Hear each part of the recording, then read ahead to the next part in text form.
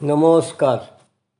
চিত্তপ্রসাদ ভট্টাচার্য ছিলেন একজন সমাজ সচেতন ভারতীয় বাঙালি শিল্পী, যিনি তার রাজনৈতিক ও সামাজিক ভাবনার জন্য পরিচিত ছিলেন।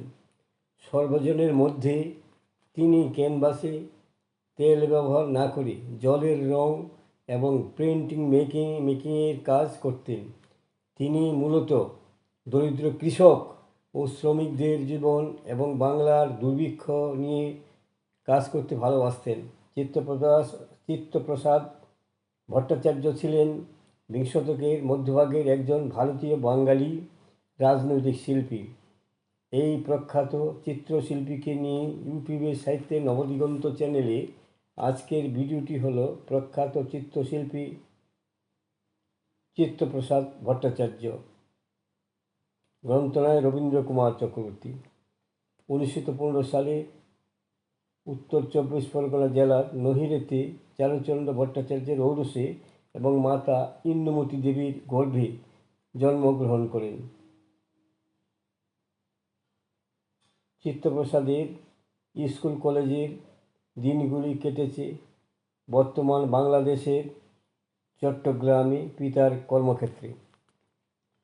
1932 সালে চট্টগ্রাম মিউনিসিপ্যালিটি স্কুল থেকে পাশ করে চট্টগ্রাম সরকারি কলেজে বিএ পড়ার সময় তিনি কমিউনিস্ট পার্টির সংস্পর্শে এসে উদারপন্থী হয়ে পড়েন এবং গণ আন্দোলনে যুক্ত হন।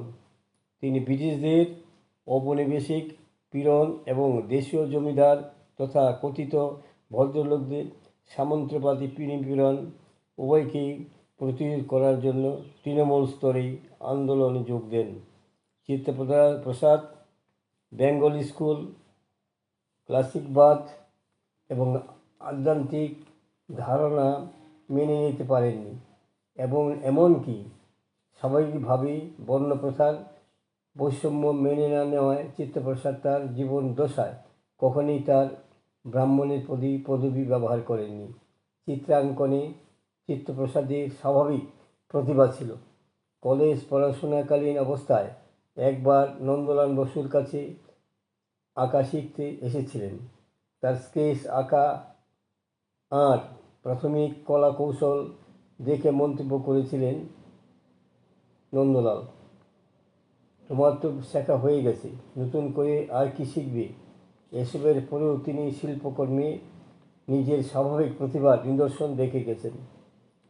চিত্তপ্রসাদের সৃজনশীল শিল্পকর্ম 1930 দশকে শুরু হয়েছিল। 1942 থেকে 43 সালের অগাস্ট আন্দোলন ও দুর্ভিক্ষের পটভূমিকায় আঁকা ছবিগুলির শিল্প জগতে যথেষ্ট খ্যাতি অর্জন করেন। বিশেষ করে মেদিনীপুরে 1943 সালে দুর্ভিক্ষের যে ছবি তিনি আঁকেন তা সর্বজনীন দুর্ভিক্ষের প্রতিচ্ছবি হয়ে আসে। চট্টগ্রামের গ্রামে গঞ্জে সোমনাথপুরকে সঙ্গে নিয়ে নানা জায়গায় ঘুরে কমিউনিস্ট পার্টির প্রচারে যুক্ত চিত্তপ্রসাদের আঁকা দুর্ভিক্ষের মর্মান্তিক চিত্রগুলির প্রতি নজরে আসে তৎকালীন কমিউনিস্ট পার্টির সাধারণ সম্পাদক পূরণচাঁদ যোশীর। তারই আগ্রহে প্রথমে চট্টগ্রাম ডিফেন্স চট্টগ্রামে থেকে আসে একটা প্রদর্শনীর আয়োজন করেছিলেন। বাংলার ক্ষুধার্ত মানুষের চিত্র তুলে তার প্রথম প্রকাশনা হাংরি বেঙ্গল। তৎকালীন রাজনৈতিক ও সামাজিক শক্তির উপর তার এই ছবির মাধ্যমে তার তীব্র সমালোচনা করেন ব্রিটিশ কর্তৃপক্ষ এবং তাকে সমস্যায় ফেলে দিয়েছিল।